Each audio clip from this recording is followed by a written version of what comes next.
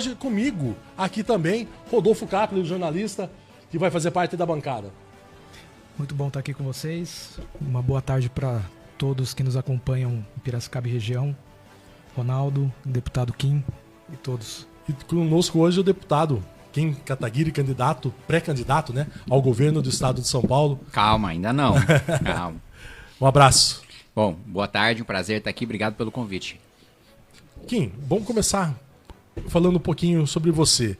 Você ficou conhecido nacionalmente como um dos fundadores do Movimento Brasil Livre. O que mudou na sua visão de país desde aquele momento até agora e agora como possível pré-candidato ao governo do estado de São Paulo?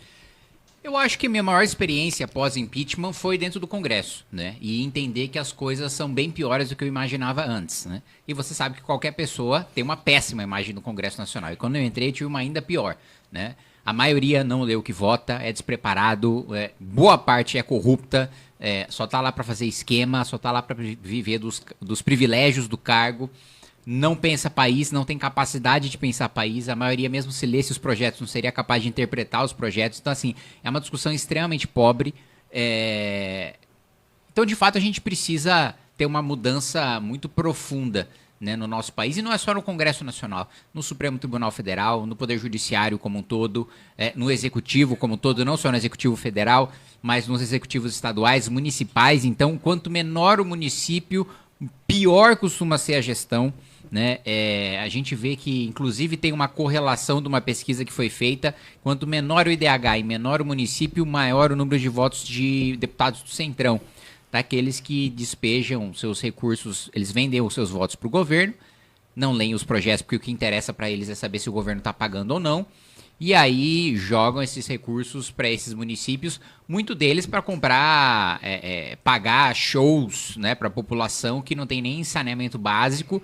Mas aí entra a culpa do eleitor, né? Não dá pra gente culpar só a classe política que ela não caiu do céu. O eleitor morando numa cidade miserável, aplaudir um dinheiro de emenda parlamentar para ir para um show é uma coisa muito deprimente, né? Então acho que a minha principal mudança de militante para parlamentar é de conhecer profundamente as instituições e o quanto elas estão corruptas, né? E não só os 3 poderes, né?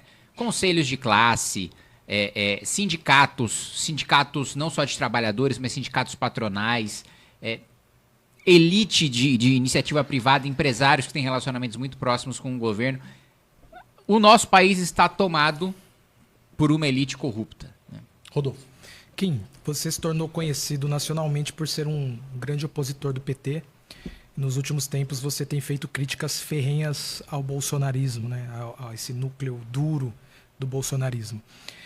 Qual é o seu projeto político ou projeto político dos seus pares, né, do Partido Missão, para o país? O projeto político positivo e não reativo. Eu percebo às vezes que há um discurso um tanto quanto reativo. Porque quem não está no poder precisa criticar quem está no poder para mostrar a sua diferença, né? É natural que seja assim, que a oposição reage, né? E o governo que precisa governar.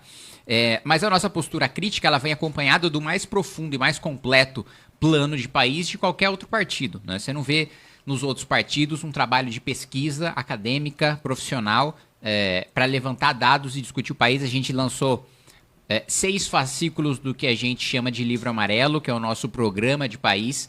Esses 6 fascículos têm pesquisas e têm perspectivas de onde a gente veio, onde a gente está, onde a gente quer chegar, tanto em termos geopolíticos, de defesa, como em relação à nossa economia, né, como em relação às nossas liberdades, principalmente agora, que estão muito restritas em razão dos problemas de segurança pública que a gente tem. O meu projeto político é o projeto do Partido Missão, é o projeto de transformar o Brasil num país sério, né, de ter uma nova Constituição que acabe com todos os temas, né, todos os direitos sociais que estão na Constituição, todos os quórums para você fazer aprovações para mudar aquilo que está na Constituição. País sério, direito social, ele está em legislação infraconstitucional. Política pública está em legislação infraconstitucional, né? Política tributária, né? Trabalhista, ambiental, está tudo abaixo da Constituição. A gente criou um monstro, né, no Supremo Tribunal Federal com a Constituição de 88, porque se tudo está na Constituição, quem julga a Constituição é o Supremo. Então, as próprias políticas públicas estão sob o controle do Supremo Tribunal Federal. Não à toa, eu me lembro, o ministro Alexandre de Moraes deu ali 48 horas para o prefeito de São Paulo explicar a construção de um muro. Gente, não existe Suprema Corte séria no mundo em que o ministro do Supremo mande um ofício para um prefeito se explicar sobre o muro, né? Então, o nosso projeto de país, transformar o Brasil num país desenvolvido, um país que tem assento na mesa dos adultos. Hoje, o posicionamento do Brasil, a gente está num mundo em guerra, né? A gente está num mundo em guerra na Ucrânia, a gente está num mundo em guerra no Oriente Médio, a gente está num mundo de tensões em Taiwan, né? Envolvendo a China e o Japão e a Coreia do Sul. E a opinião hoje do Brasil não importa nada para esses conflitos. O Brasil, inclusive, passou a vergonha de ter o Nicolás Maduro, um ditador, um narcotraficante, ter o seu, digamos assim, o problema da Venezuela resolvido pelos Estados Unidos. Quem deveria resolver o problema da Venezuela era o Brasil. O Brasil deveria ser o polo de poder e a referência para a América do Sul, né? O fato dos Estados Unidos ter que fazer uma operação na Venezuela para retirar um narcoditador é uma vergonha para o Brasil. A gente defende uma política de direito penal do inimigo, que tem um processo penal, que tem penas específicas para criminosos faccionados. Então existe o direito penal do cidadão, daquele que comete um crime menor do que um faccionado, daquele que a sua vida não é obedecer à lei de um Estado paralelo, ele está sob as leis do Estado brasileiro, mas ele comete um crime menor não estando filiado a facções. Este é um cidadão e vai ter o direito de cidadão. O inimigo, o faccionado, quem está afiliado ao PCC, quem está afiliado ao Comando Vermelho, aos Amigos dos Amigos, à Família do Norte, ao Terceiro Comando, esses vão ter um processo próprio. Esses vão responder todo o processo presos, né, até a sua condenação transitada e julgada. Esses vão ter o seu patrimônio confiscados antes da condenação. Esses vão ter a sua liberdade restrita antes da condenação, com um conselho que a gente pretende formar com promotores e procuradores que tenham um índice de condenação contra faccionados acima de 70%, um sistema também de juízes e desembargadores especiais que também tenham mais de 70% de condenações em relação a criminosos, principalmente faccionados, e que tenham pelo menos 5 anos de experiência, e ter essa força-tarefa para a gente retomar todo o território brasileiro. Então, fazer operações em todo o Brasil, com as polícias militares sendo auxiliadas pelas Forças Armadas, tanto em equipamento como em pessoal, para retomar 100% do território brasileiro. Nenhum centímetro de terra vai ser comandado pelo crime.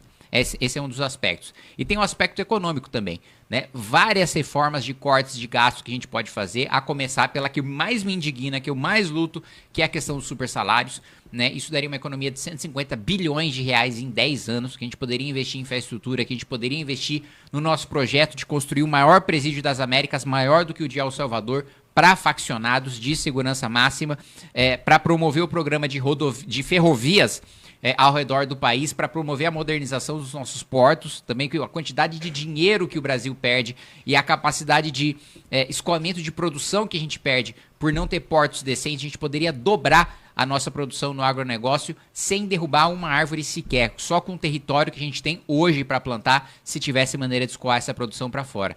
E dentro dessa reforma do orçamento, a gente também precisa falar dos privilégios tributários para a elite privada do nosso país. A gente tem cerca de 800 bilhões de reais em renúncias tributárias. Algumas delas são justificáveis. Entra o Simples Nacional, entra a cesta básica, entra para a contribuição previdenciária para entidades assistenciais, né? Não faz sentido eu tributar a caridade, né, quando ela está substituindo o papel do Estado, né? Então o Estado é incompetente, ele vai lá e tributa quem está sendo competente no lugar dele. Isso não faz sentido. Bom, então desses 800 bilhões, 200 bilhões são injustificáveis, são privilégios setoriais. E isso a gente pretende cortar, né? Então, mais uma vez, a gente está falando de 200 bi ao ano. Em 10 anos, a gente já está falando de 2 trilhões de reais. Então, é muito dinheiro que a gente vai utilizar para a melhoria da produtividade do nosso país, para que o trabalhador brasileiro consiga, trabalhando menos, produzir mais e receber mais por esse trabalho.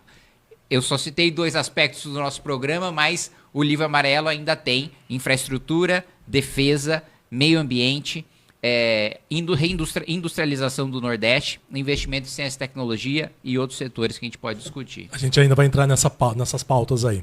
Falando de segurança pública, o Estado enfrenta desafios com o crime organizado. Qual a sua estratégia concreta para enfrentar facções como o PCC? E também uma outra pergunta. Você defende o endurecimento penal ou aposta mais na inteligência e prevenção? As duas coisas, né? Eu acho que a questão das facções eu tratei falando sobre o direito penal do inimigo. Agora, em relação a endurecimento e inteligência, sempre que um político de esquerda não sabe o que responder na solução para a segurança, ele fala trabalhar com inteligência. Tá, mas o que é trabalhar com inteligência? Nenhum deles sabe definir, né? Eu sei definir a proposta que eu defendo. Eu defendo o ciclo completo de polícia, eu defendo a reforma do nosso inquérito. Nosso inquérito policial é absolutamente cartorial. Tem um inquérito, os inquéritos, para quem nunca viu é um calhamaço desse tamanho que a maior parte é despacho. Tô aqui me cientificando, mandando pra tal. Aí, mano, o delegado... Primeiro, chega a polícia militar. Ela identifica um crime. O crime acabou de acontecer. Tem imagem de câmera, tem testemunha. A polícia militar pode escutar a testemunha? Não. Pode pegar a imagem de câmera? Não. A polícia militar precisa encaminhar e o sujeito precisa ter a vontade de fazer um BO na polícia civil. Eu já vi várias vezes pessoas sendo vítima de crime falando, não, eu não vou. Eu não vou porque eu vou ficar lá perdendo tempo e não vai resolver nada. Então, primeiro ponto que já está errado é o policial não poder, na própria ocorrência, colher provas e não para ele tocar a investigação, mas ele para encaminhar isso para a polícia civil, né? Ou, se for uma ocorrência menor, ele próprio defende que possa tocar a investigação. Aí chega para a polícia civil, passa para o escrivão passa para o delegado vai passar para uma outra pessoa, essa outra pessoa vai fazer uma diligência, vai voltar para o delegado, acabou o prazo de investigação. O delegado vai passar para o Ministério Público vai pedir mais prazo para o juiz devolve para o Ministério Público devolve para o delegado devolve para um cara fazer a diligência, esse cara passa para outro cara fazer a diligência. Não tem como isso funcionar, né? E eu não vejo nenhum parlamentar de esquerda ter a capacidade de descrever todo esse processo e falar como a gente pode fazer isso com inteligência. Então, sem dúvida nenhuma, trabalhar com inteligência, trabalhar com prevenção. Imagens de câmera com inteligência artificial para reconhecer o rosto dos criminosos, dos faccionados ou daqueles que estão foragidos. Foram contra, né? Nós somos absolutamente a favor. Aliás, eu fui um dos primeiros a defender essa tecnologia, inclusive apanhando de alguns setores da direita que falaram, não, mas pô, invasão da privacidade e tal. Falou, meu amigo, você tá na rua.